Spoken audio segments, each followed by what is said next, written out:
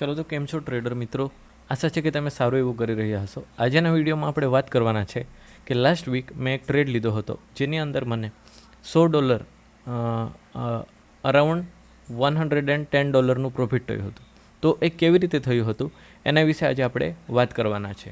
તો તમે સ્ક્રીન પર જોઈ જ શકો છો કે અહીં તમને 4 અવરની ટાઈમ ફ્રેમ દેખાતી છે. તો અહીં તમે જોશો તો માર્કેટ એક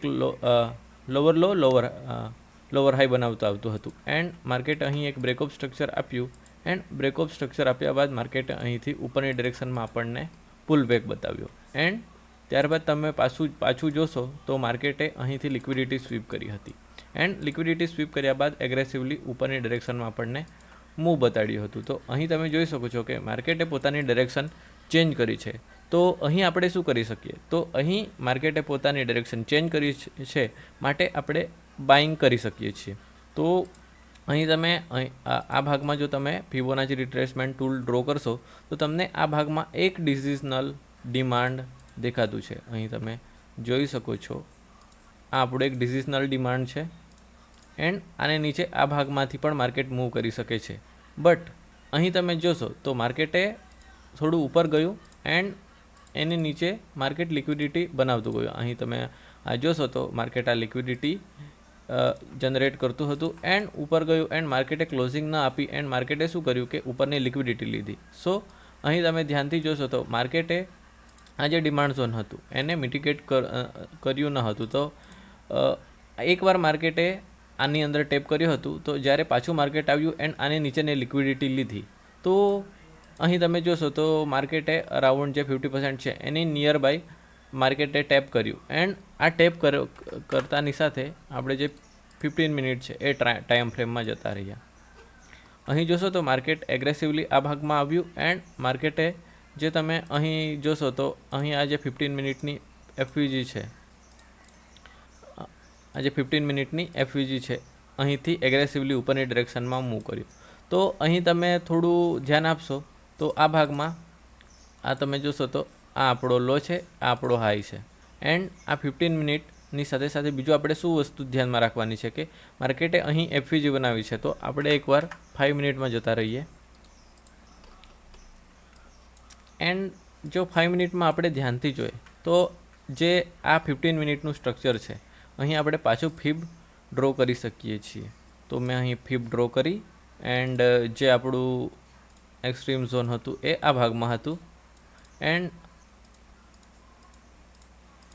આપણું ડિમાન્ડ ઝોન છે એન્ડ આની ઉપર તમે જોશો તો આ ભાગમાં આપણું એક ડિસિઝનલ ડિમાન્ડ ઝોન છે. તો 5 મિનિટની ટાઈમ ફ્રેમ છે. તો હવે આપણે 1 મિનિટમાં જતા રહીએ.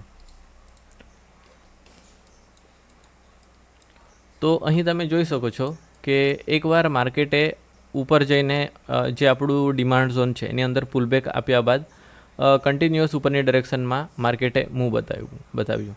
તો અહીં તમે જોશો તો માર્કેટે અહીંથી એક સીધું આ હાઈની ઉપર માર્કેટે તમે જોશો તો માર્કેટે ઉપરની ડિરેક્શનમાં આપણને એન્ટ્રી બતાવી. તો એની સાથે જ આપણે આ ભાગમાંથી એક એન્ટ્રી લીધી હતી કે જેનો સ્ટોપલોસ બિલકુલ આની નીચે હતો એન્ડ 20 પીપની આજુબાજુનો સ્ટોપલોસ હતો. વન્સ માર્કેટે આ હાઈને ટેકઆઉટ કરી દીધો, આપણે સ્ટોપલોસ બ્રેક ઇવન કરી દીધું હતું એન્ડ જેની અંદર આપણને લોસ થયો હતો. બટ તમે અહીં ધ્યાનથી જોશો તો માર્કેટ આ ભાગમાં એક કોમ્પેક્ટ પ્રાઇઝ એક્શન બનાવતું છે. અહીં જોશો તો અહીં પણ માર્કેટ કોમ્પેક્ટ, એનો મતલબ કે માર્કેટ અહીંથી લિક્વિડિટી લીધી છે. સો બની શકે કે માર્કેટ આ ભાગમાં આવીને આની નીચેની લિક્વિડિટી પણ લઈ શકે છે. તો માર્કેટે જેવી આ ભાગમાંથી લિક્વિડિટી લીધી, આપણે તરત એન્ટર નહીં કર્યું બટ જે 1 મિનિટમાં નેક્સ્ટ લિક્વિડિટીનું ટાર્ગેટ છે એ આ છે. સો જ્યારે માર્કેટ ઉપરની ડિરેક્શનમાં મૂવ કર્યું તો અહીં તમે જોઈ શકો છો કે આ આપણું સ્ટ્રક્ચર શિફ્ટ થયું. પછી માર્કેટે પુલ બેક કર્યું એન્ડ પાછું ઉપરની ડિરેક્શનમાં આપણને આ એક બુલિશ કેન્ડલ બતાવી.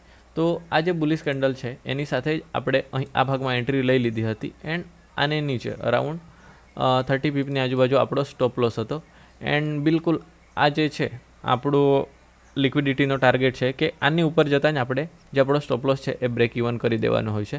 તો આની સાથે જ મેં આ ટ્રેડ જેવો માર્કેટે આ હાઈને ઉપરની લિક્વિડિટી લીધી, મેં જે સ્ટોપ લોસ છે એને બ્રેક ઇવન કરી દીધું હતું એન્ડ ટ્રેડને આવી જ રીતે ચાલવા દીધું હતું.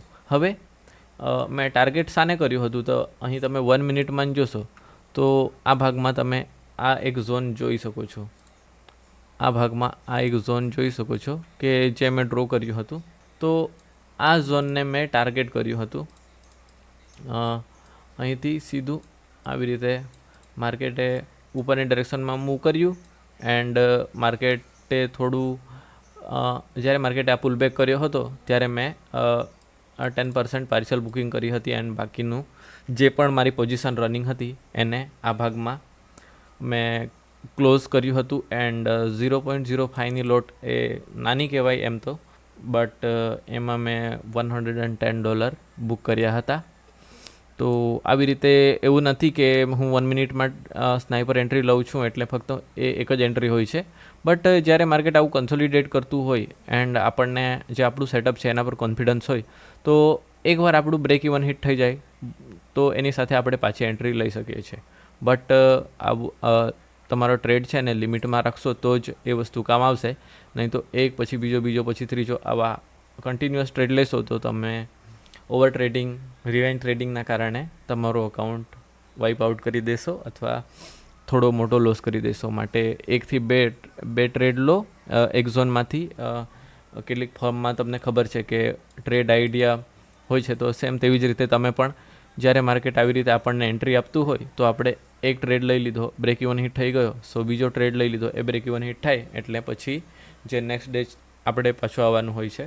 જો તમે કન્ટિન્યુઅસ ટ્રેડ કરતા રહ્યા તો બની શકે કે જો બાયસ નીચે જવાનું હોય તો માર્કેટ નીચે જતું રહે એન્ડ તમે બાઇંગ કર્યા કરો તો એના લીધે તમને લોસ થઈ શકે છે. તો આજ હતું એક નાનો વિડીયો કે જેમાં મેં જે લાસ્ટ વીક હતું એ મેં કીધું હતું કે માર્કેટ થોડું બુલિશ રહેવાનું છે, તો એના અકોર્ડિંગ મેં આ જે ટ્રેડ લીધો હતો તો એ તમને મેં એક્સપ્લેન કર્યો. હોપ કે તમને વિડીયો ઇન્ફોર્મેટિવ લાગ્યું હોય. જો વિડીયો ઇન્ફોર્મેટિવ લાગ્યું હોય તો વિડીયોને લાઇક કરજો, ચેનલને સબસ્ક્રાઈબ કરજો. બાકી આપણે મળીએ એક નવા વિડીયોમાં. Thank you.